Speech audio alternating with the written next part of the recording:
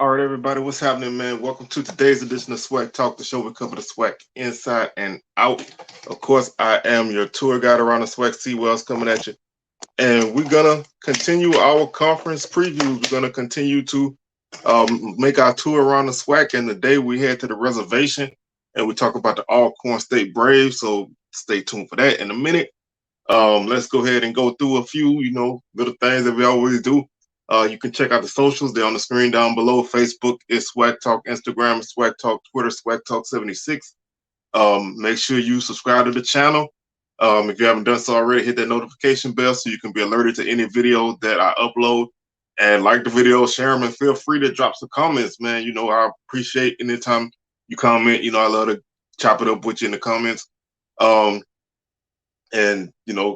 continue to follow because we're going to be making our way through the SWAC. Wednesday will be our Bethune-Cookman episode, and then we'll continue on until the week of week 0, and we'll have a week 0 preview, then a recap of the 2 SWAC games that take place on week 0, and then we'll get ready for week 1 and everybody else's action. So we've got a jam-packed schedule of shows for now till the start of till the end of the season. So we got football here, and it's mad football content coming at you on a constant basis. So first and foremost, man, won't y'all check this out? We got Swag Talk shirts now.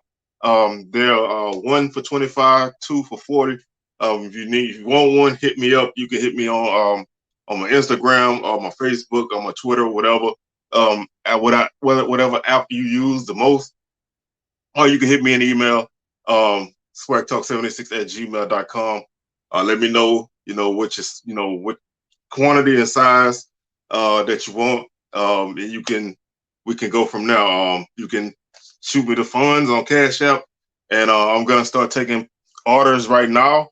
And once I get a certain amount, we'll go ahead and start getting them ready and shipped out. So if you got a Swag Smoke shirt, then you definitely got to get a Swag Talk shirt.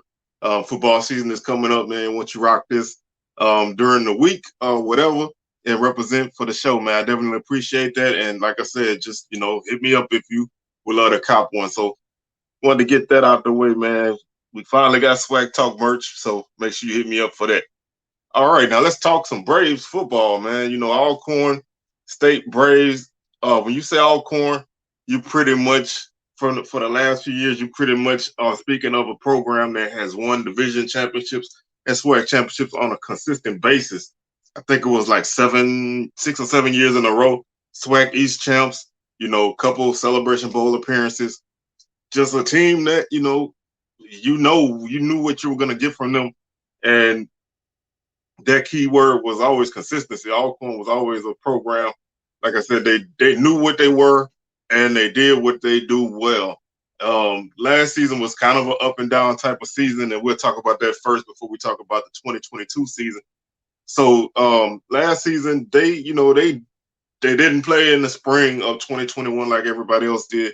So their first action started in the fall of 2021. They opened up that season with a 23-14 loss to North Carolina Central in the MEAC SWAC Challenge.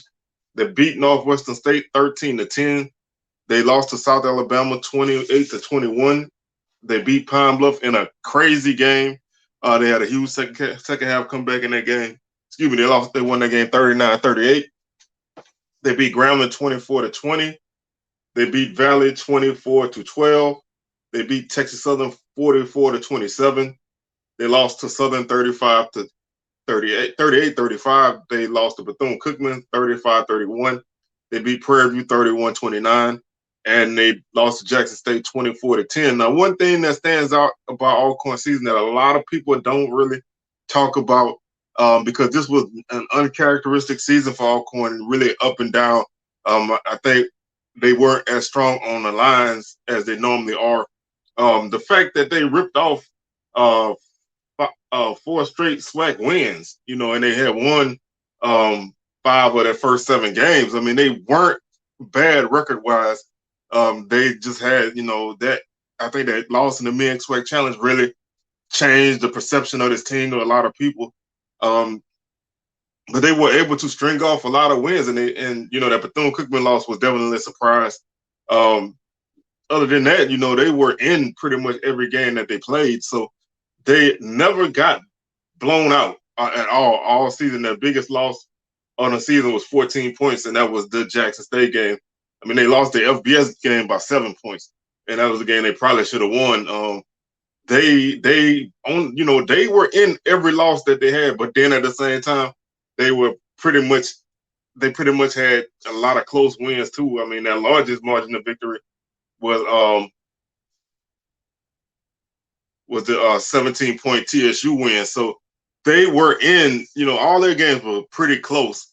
So there were a team who literally, if one or two things went different either way, their record could have been, different in a positive or a negative manner. But this team, was a consistent team. They did a really, they just, always are gonna be around. And I feel like, they're gonna continue to do what they do. Looking at some of their numbers from the past season, they were sixth in the league in scoring offense at 26 points per game.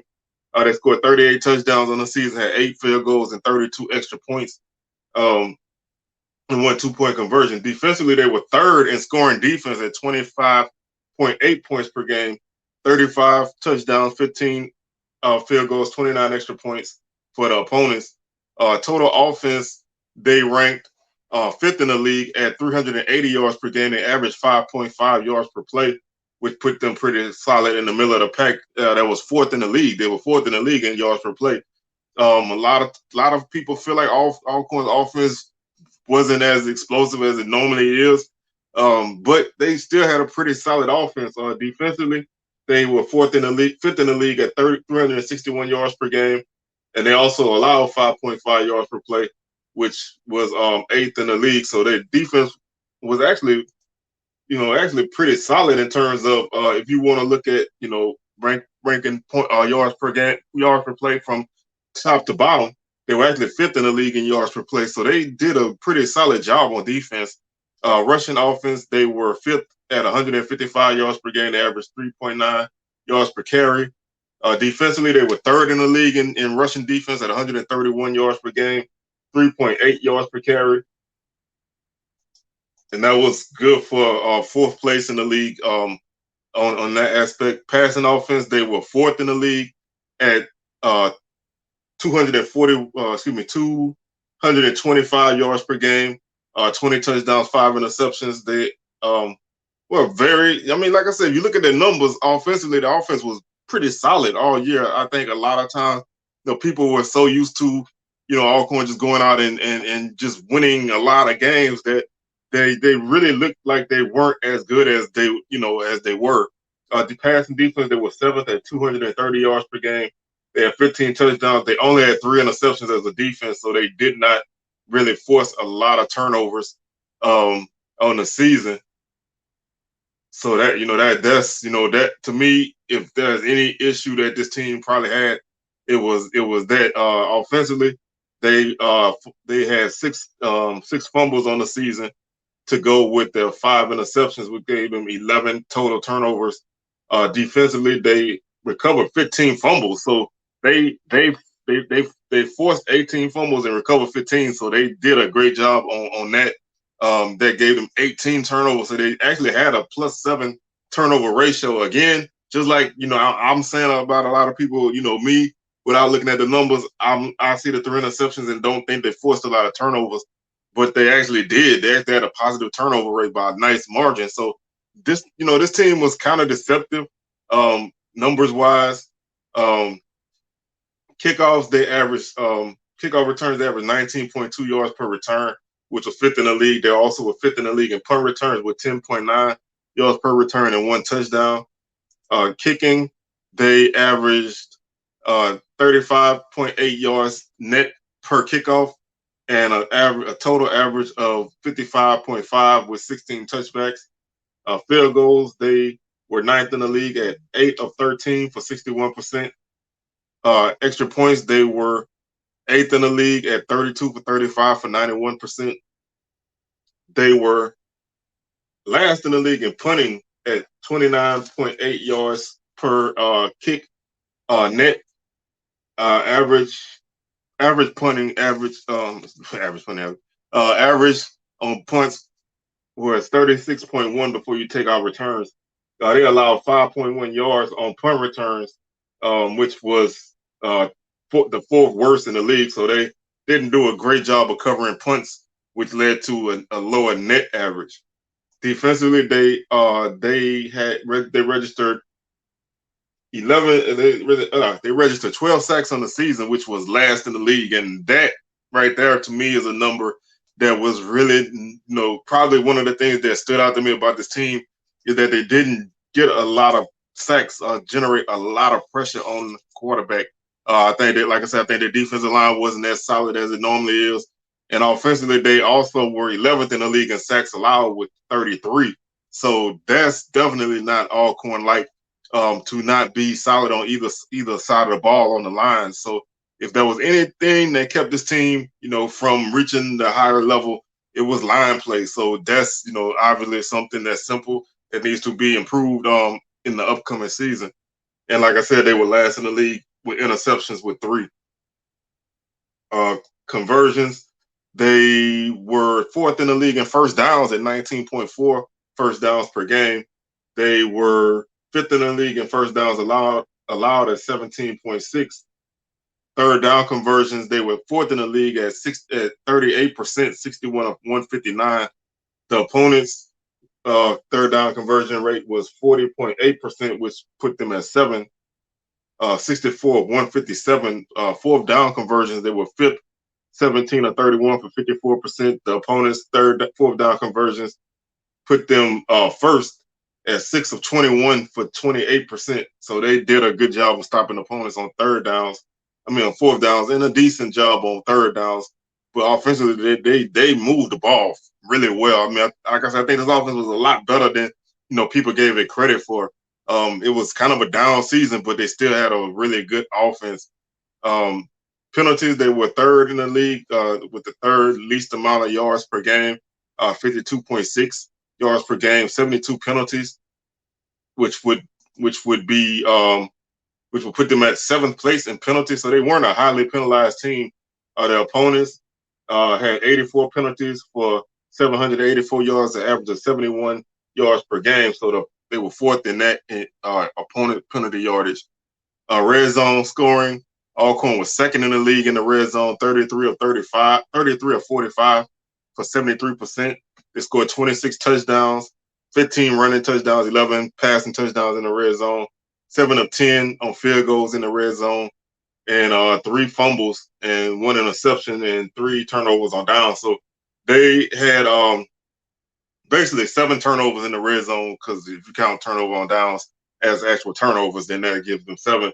And like I said, to be that productive in the red zone, again, I've said this multiple times already, I think this team was better than they appeared. Now, they weren't great, and they weren't that Alcorn caliber as perception goes, but this was a pretty solid team in 2021. Defensively, they were 3rd in the red zone at 29 of 36 for 80%, 21 touchdowns. 21 touchdowns, 15 rushing, 6 passing, 8 of 8 on field goals. Their opponents had 4 fumbles and 2 turnovers on downs. So 6 turnovers in the red zone for the opponents. Quick look at the individual numbers for Alcorn at this point. Nico Duffy was the leading rusher on the season, 158 attempts, 805 yards, 5.1 yards per carry, 4 touchdowns. Stafford Anderson was 2nd with 128 carries, 603 yards, 4.7 yards per carry, 4 touchdowns. Felix Harper, 100 carries, 218 yards, 2.2 yards per carry, and 6 touchdowns. Javante Leatherwood, 22 carries, 50 yards, 2.3 yards per carry, 1 touchdown. Passing, Felix Harper was the only guy to throw a pass for Alcorn last season. He was 190 of 308, 20 touchdowns, 5 interceptions, 2,478 yards. LaCharles Pringle led the team in receiving with 45 catches for 686 yards, 15.2 yards per catch, and 7 touchdowns. CJ Bolar, 40 catches, 668 yards, 16.7 yards per catch, and 5 touchdowns. Juan Anthony, 36 catches, 433 yards, 12.03 yards per catch, 4 touchdowns. Manny Jones, 15 catches, 188 yards, 11.2 yards per catch. Nico Duffy, 18 catches, 121 yards, 6.7 yards per catch, 1 touchdown. Defensively, Jawan Taylor led the defense with 84 tackles. Claudine Cherilus, 76. Kieron Kinsler, 61. Michelle Heron, 47. Tackles for loss. Cherilus led the team with 11. Jacobian Wren had 6 sacks. Cherilus and Solomon Wise each had 2 to lead the defense. Interceptions, their 3 interceptions were by 3 different guys. So they nobody really, was an obvious ball hawk. Rovens Bopla was the leading punter. He had 44 punts, 1,651 yards, 37-yard average. He had a long of 62. Christopher Thompson was the leading guy on field goals. He was 2 of 5 on this. Well, he was 2 of 5 on the season for 40%. Noah Kiani was 6 of 8 on the season for 75%, with a longer 32. Thompson had a longer 40. Noah Kiani was also Thompson was the kickoff guy. He had 52 attempts, 2,885 yards, 55-yard average with 15 touchbacks. Return game, Manny Jones was the leading punt returner. He had 3 returns for 38 yards. Griffin, 2 returns for 27 yards. Manny Jones was the leading kickoff return man with 19 returns for 430 yards and a 22-yard average. So, like I said, looking at these numbers from last season, this team really was a very solid team. I mean, I think a lot of the perception of Alcorn last season was not good. I think a lot of people really look at this team as being a group of guys that didn't really get it done. And that's, in a lot of cases, because of the line play wasn't great, and, they had a lot of close games. They never really blew anybody out. They never really got blown out. I think that made a lot of people look at this team as being a team that was not that good. I mean, they still finished 6-5, which is an average record, and they were right in the thick of the division race. So they don't really have a lot of ground to make up. And I think that's one of the reasons why this team was predicted to finish second, because I think they have some big holes to fill. Now, don't get me wrong. They have some big holes to fill, especially at quarterback and receiver. But this team is not that far off. I mean, they return pretty much everybody who caught a pass other than Pringle last season. I mean, you got C.J. Bolar coming back, who is going to probably be their number 1 guy. You have Akeem McNair. You have Tim McNair. You have Manny Jones, who was kind of like an all-purpose type of guy. You got guys like Hunt, and Juan Anthony is back. That's a guy who been a big time guy. Made some big plays for Alcorn over the years. Nico Duffy is a guy who can catch the ball out the backfield, and also that's your leading rusher. So to me, finding that second guy at running back is gonna. Well, Leatherwood got some carries last season, so he may be a guy who can kind of get that extra carries, to give Duffy a break. But finding a guy like Stafford Anderson, who was a power guy, to kind of go with Nico Duffy, to split those carries is a big factor. If they can find that, that would be a huge benefit. Offensively, quarterback wise, obviously the job is, I guess you could say, it's open. But knowing that you don't have anybody coming back that threw a pass on that team, that's a big position to fill. And a guy like Felix Harper, who left with a lot of accolades and was a very solid quarterback. His numbers weren't as great as a lot of people figured they may be last season, but he still had a really good season. They did get a big transfer from Louisiana Tech, Aaron Allen. At Tech, he was 50 of 77 on the season last year for 620 yards, 2 touchdowns, 4 interceptions. He's a guy who can help this team a lot. I think I'm not saying they're going to handle the job, but I think he's the front runner in this job. I mean, his numbers weren't great at Tech, but he didn't get a lot of action. last season, and Tech was not good last year either. So that not a lot to really take away from that. Um, so that that's a guy I think is gonna really really be a big factor on this offense. Defensively, I really have a guy like Kieran Kinsler coming back who is a big guy, big hitter, man. He's a guy who patrols that secondary and is gonna definitely make those plays for you. Um, I think this defense is still going to be solid. I mean, they still have to take a step up on the defensive line. I think that's probably going to be where the biggest step has to be taken for this team is on the defensive line. I mean, that a guy like they need guys to step up on the defensive line.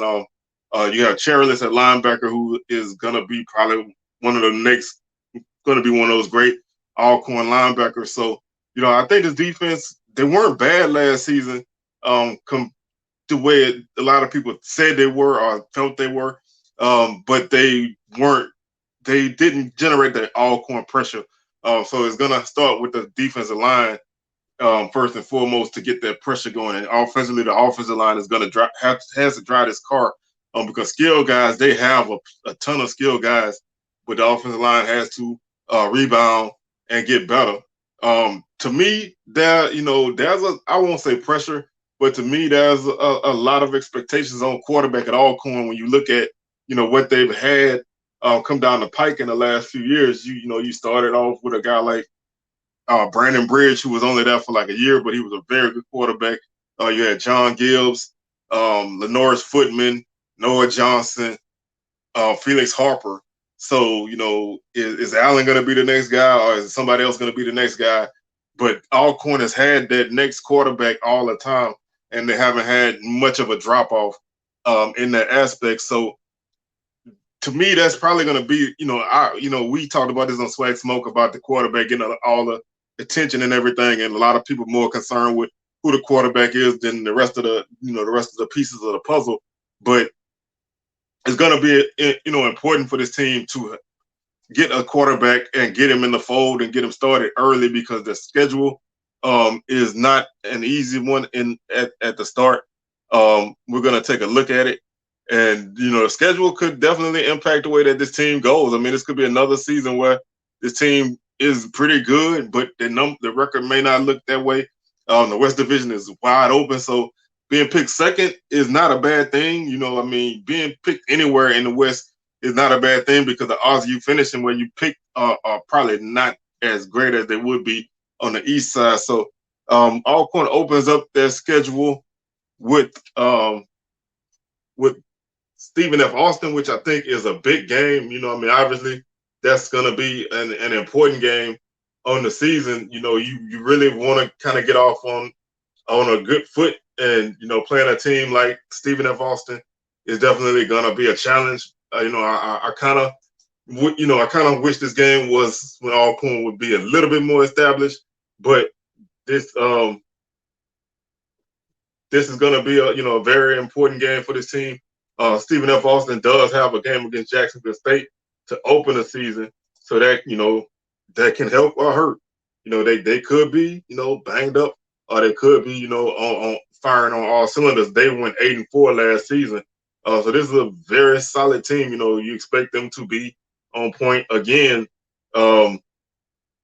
They're a great offensive team. They have been historically. So this is going to be a tough first matchup for Alcorn. The next game is at Tulane on September 10th. Again, that's an FBS game. If you approach it right, who knows what can happen. But I don't really put too much into that. September 17th is another big non-conference game.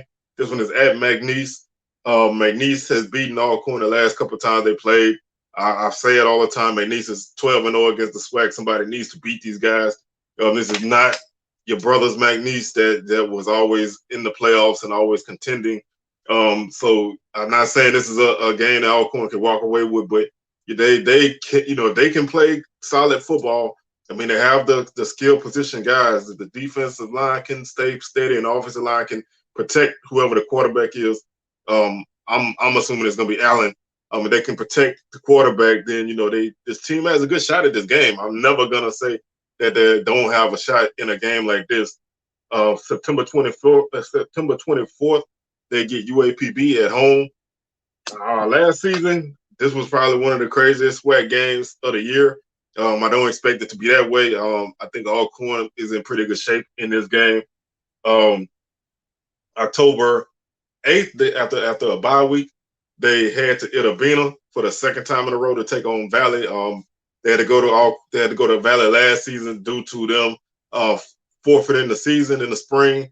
They had 2 games scheduled on the road that the conference made them play twice in a row on the road. That's Valley and Southern, and they get both of those games back to back. October 8th at Valley, October 15th at Southern. Both of these games were close last season. They beat Valley by a slim margin. They lost to Southern on the last second field goal. So you expect both of these games to be competitive again. Valley is always tough at home. So I expect them to come out and play. Southern, finally got over that Alcorn hump. But Alcorn's gonna definitely want to prove that last season was not the norm. Should be a very interesting game right there. That's definitely a game that's gonna be a huge factor in the division race. Speaking of which, they go to Houston to take. Speaking of which, they take on Texas Southern at home, which is a big game. TSU was picked last in the conference in the division in terms of the media day, but this is a team a lot of people feel can be, a higher finishing team. I mean, they have potentially a great offense. Defense still has some improvement to do, but this could be a very interesting game, especially with Alcorn kind of being in the mix of going through some pieces changing on their team. But this, is at home, and it's always tough to win at Alcorn.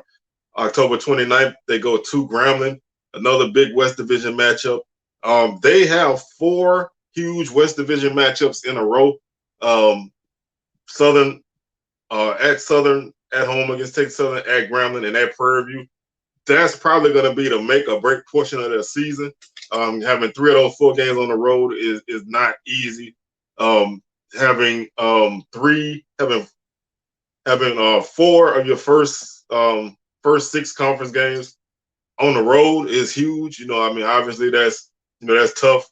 After going to Prairie View on November 5th, which again is a huge West Division matchup, they come home for their last 2 games on the season against Bethune-Cookman, a team that beat them last season. They're going to be looking to right that ship. We don't really know where Bethune-Cookman is at right now, but they can definitely become a tougher opponent if the season shakes out that way.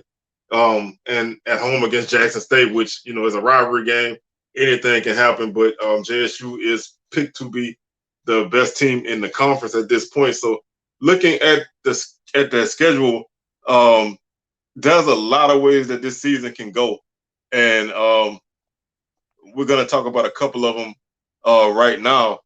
The first 3 games of the season, if you can win one of those first couple games, especially one of those FCS games, you can win one of those games that puts you in a really good spot starting your season off. Having Valley and Pine Bluff to open your SWAC schedule is manageable. I mean, Valley is not going to be a cakewalk. They weren't last year, but that's a game that you definitely can win.